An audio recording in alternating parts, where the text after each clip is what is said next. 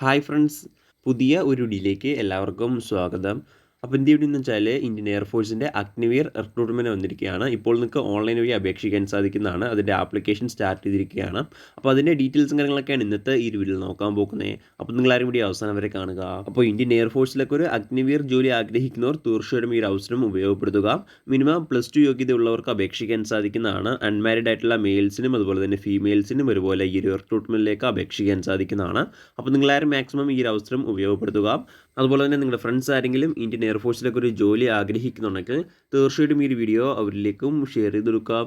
ഇത്തരത്തിലുള്ള കൂടുതൽ വീഡിയോകൾക്കായി ചാനൽ സബ്സ്ക്രൈബ് ചെയ്യാത്തവർ സബ്സ്ക്രൈബ് ചെയ്യുക.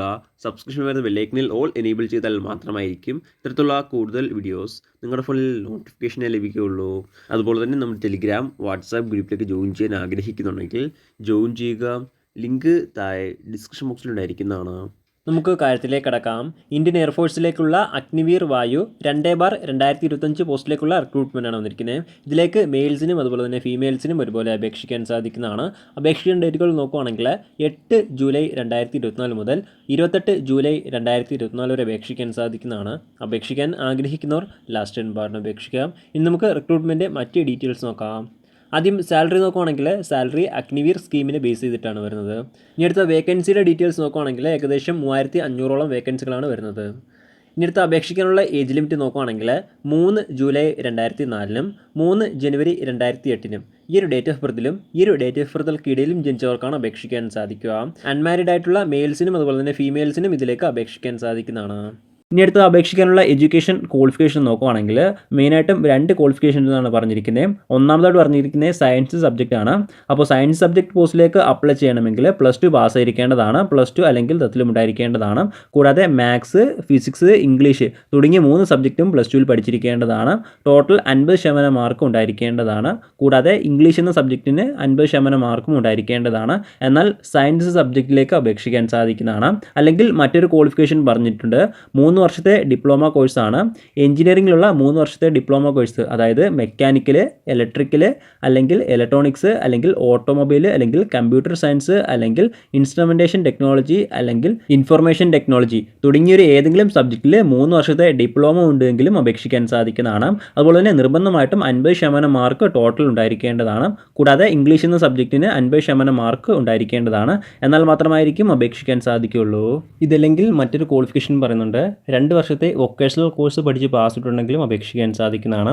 അതുപോലെ തന്നെ നിർബന്ധമായിട്ടും ഫിസിക്സ്, മാത്തമാറ്റിക്സ് പഠിച്ചിരിക്കേണ്ടതാണ്. എന്നാൽ മാത്രമായിരിക്കും അപേക്ഷിക്കാൻ സാധിക്കുകയുള്ളൂ. അതുപോലെ തന്നെ ടോട്ടൽ 50% മാർക്കും ഇംഗ്ലീഷ് എന്ന സബ്ജക്റ്റിന് 50% മാർക്കും ഉണ്ടായിരിക്കേണ്ടതാണ്. എന്നാൽ മാത്രമായിരിക്കും അപേക്ഷിക്കാൻ സാധിക്കുകയുള്ളൂ. ഇനി അടുത്ത അതർ ദാൻ സയൻസ് സബ്ജക്റ്റ് പോസ്റ്റിലേക്ക് നോക്കുകയാണെങ്കിൽ +2 പാസ്സായിരിക്കേണ്ടതാണ്. +2 ഏതൊരു സബ്ജക്റ്റിൽ പാസ്സായിട്ടുണ്ടെങ്കിലും അപേക്ഷിക്കാൻ സാധിക്കുന്നതാണ്. കൃത്യമായിട്ടുള്ള സബ്ജക്റ്റ് കാര്യങ്ങളൊന്നും പറയുന്നില്ല. അതുപോലെ തന്നെ നിർബന്ധമായിട്ടും ടോട്ടൽ 50% മാർക്കും ഉണ്ടായിരിക്കേണ്ടതാണ്. കൂടാതെ ഇംഗ്ലീഷ് എന്ന സബ്ജക്റ്റിന് 50% മാർക്കും ഉണ്ടായിരിക്കേണ്ടതാണ്. എന്നാൽ മാത്രമായിരിക്കും അപേക്ഷിക്കാൻ സാധിക്കുകയുള്ളൂ. ഇതല്ലെങ്കിൽ മറ്റൊരു ക്വാളിഫിക്കേഷൻ പറയുന്നുണ്ട്. 2 വർഷത്തെ വൊക്കേഷണൽ കോഴ്സാണ്.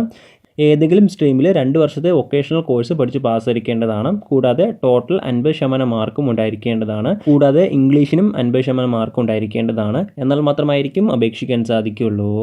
ഇങ്ങനെയാണ് ഓരോ പോസ്റ്റിലേക്കും വന്നിട്ടുള്ള എഡ്യൂക്കേഷൻ ക്വാളിഫിക്കേഷൻ. ഇനി അടുത്ത ഈ ഒരു റിക്രൂട്ട്മെൻറ്റ് സെലക്ഷൻ പ്രൊസീജിയർ എങ്ങനെ നോക്കുകയാണെങ്കിൽ ആദ്യം ഓൺലൈൻ എക്സാമിനേഷനാണ്.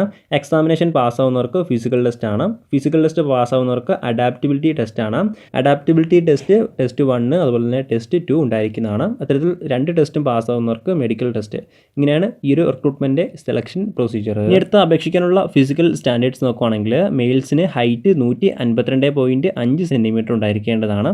ഫീമെയിൽസിന് ഹൈറ്റ് 152 സെൻറ്റിമീറ്റർ ഉണ്ടായിരുന്നാൽ മതി. വെയിറ്റ് ഹൈറ്റിനും ഏജിനും ആനുപാതത്തിലായിരിക്കേണ്ടതാണ്. ചെസ്റ്റ് നോർമൽ ചെസ്റ്റ് ഉണ്ടായിരുന്നാൽ മതി. അതായത് ഹൈറ്റിനും ഏജിൻ്റെയും പ്രൊപ്പോർഷണൽ ആയിരിക്കേണ്ടതാണ്. കൂടാതെ 5 സെൻറ്റിമീറ്റർ എക്സ്പാൻഷനും ഉണ്ടായിരിക്കേണ്ടതാണ്. എന്നാൽ മാത്രമായിരിക്കും അപേക്ഷിക്കാൻ സാധിക്കുകയുള്ളൂ. ഇനി അടുത്ത ഫിസിക്കൽ ടെസ്റ്റിൻ്റെ ഡീറ്റെയിൽസ് നോക്കുകയാണെങ്കിൽ ആദ്യം മെയിൽസിൻ്റെ ഡീറ്റെയിൽസ് നോക്കാം. മെയിൽസിന് മെയിനായിട്ട് 3 കാര്യങ്ങളാണ് വരുന്നത്. ഒന്നാമതായിട്ട് വരുന്നത് 1.6 കിലോമീറ്റർ റണ്ണിംഗ് ആണ്. 7 മിനിറ്റിനുള്ളിൽ കംപ്ലീറ്റ് ചെയ്യേണ്ടതാണ്. അടുത്ത രണ്ടാമതായിട്ട് വരുന്നത് 10 പുഷപ്സ് ആണ്. അടുത്ത മൂന്നാമതായിട്ട് വരുന്നത് 10 സിറ്റപ്സ് ആണ്. അടുത്ത നാലാമതായിട്ട് വരുന്നത് 20 സ്ക്വാട്ട്സ് ആണ്. ഇങ്ങനെ 4 കാര്യങ്ങളാണ് മെയിൽസിന് ഫിസിക്കൽ ടെസ്റ്റിൽ വരുന്നത്. ഇനി അടുത്ത ഫീമെയിൽസിൻ്റെ ഡീറ്റെയിൽസ് നോക്കുകയാണെങ്കിൽ ഒന്നാമതായിട്ട് വരുന്നത് 1.6 കിലോമീറ്റർ റണ്ണിങ് ആണ്. 8 മിനിറ്റിനുള്ളിൽ കംപ്ലീറ്റ് ചെയ്താൽ മതി. ഇനി അടുത്ത രണ്ടാമതായിട്ട് വരുന്നത് 10 സിറ്റപ്സ് ആണ്. അതിനുശേഷം അടുത്ത മൂന്നാമതായിട്ട് വരുന്നത് 15 സ്ക്വാട്ട്സ് ആണ്. ഇങ്ങനെ 3 കാര്യങ്ങളാണ് ഫീമെയിൽസിന് റിക്രൂട്ട്മെൻറ്റ് ഫിസിക്കൽ ടെസ്റ്റിൽ വരുന്നത്. ഇനി അടുത്ത ഈ ഒരു റിക്രൂട്ട്മെൻറ്റിലേക്ക് അപേക്ഷിക്കേണ്ട രീതി ഇങ്ങനെ നോക്കുകയാണെങ്കിൽ ഓൺലൈൻ വഴിയാണ് അപേക്ഷിക്കേണ്ടത്. ഓൺലൈൻ വഴി www.agnibathvayu.cdsc.in ഈ ഒരു സൈറ്റ് വഴിയാണ് അപേക്ഷിക്കേണ്ടത്. അപേക്ഷിക്കാനുള്ള അവസാന തീയതി നോക്കുകയാണെങ്കിൽ 28 ജൂലൈ 2024 വരെ അപേക്ഷിക്കാൻ സാധിക്കുന്നതാണ്. അപേക്ഷിക്കാൻ ആഗ്രഹിക്കുന്നവർ ലാസ്റ്റ് ഡേറ്റിന് അപേക്ഷിക്കുക. അതുപോലെ തന്നെ അപേക്ഷിക്കുമ്പോൾ ആപ്ലിക്കേഷൻ ഫീസും ഉണ്ടായിരിക്കുന്നതാണ്. ഏകദേശം 550 രൂപയാണ് ആപ്ലിക്കേഷൻ ഫീസ്. ഫീസ് നിങ്ങൾക്ക് ഓൺലൈൻ വഴി തന്നെ അടയ്ക്കാൻ സാധിക്കുന്നതാണ്. എല്ലാ കാൻഡിഡേറ്റ്സും നിർബന്ധമായിട്ടും ഫീസ് അടച്ചിരിക്കേണ്ടതാണ്. എന്നാൽ മാത്രമായിരിക്കും ആപ്ലിക്കേഷൻ സ്വീകരിക്കുകയുള്ളൂ. പ്രധാനമായിട്ടും ഇത്രയും കാര്യങ്ങളാണ് ഈ ഒരു റിക്രൂട്ട്മെൻറ്റുമായി ബന്ധപ്പെട്ട് നിങ്ങളോട് ഷെയർ ചെയ്യാനുള്ളത്. എന്തെങ്കിലും സംശയങ്ങളോ കാര്യങ്ങളോ ഉണ്ടെങ്കിൽ ഒഫീഷ്യൽ നോട്ടിഫിക്കേഷൻ അല്ലെങ്കിൽ ഈ ഒരു ആർട്ടിക്കിൾ ചെക്ക് ചെയ്യുക. ഈ ഒരു ആർട്ടിക്കിളിലെ ലിങ്ക് എന്തായി ഡിസ്ക്രിപ്ഷൻ ബോക്സിൽ എഴുതിയിരിക്കുന്നതാണ്. അപ്പോൾ നമുക്ക് മറ്റൊരു വീഡിയോയിൽ കാണാം. അതുവരെ ബൈ.